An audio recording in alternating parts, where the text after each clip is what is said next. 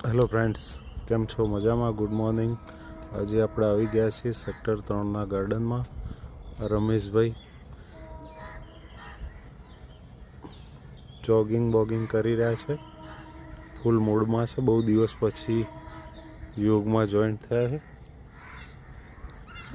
આમનું નામ પણ હું ભૂલી ગયો. તમારું નામ શું?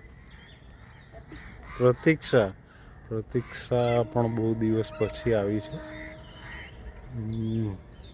કોયલ, કાબર, કાગડા અવાજ કરી રહ્યા છે.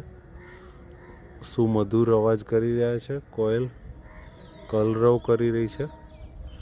સવારે 5 વાગ્યાનો ટાઈમ થઈ ગયો છે. હજી લોકો પથારીમાંથી ઉઠ્યા નથી.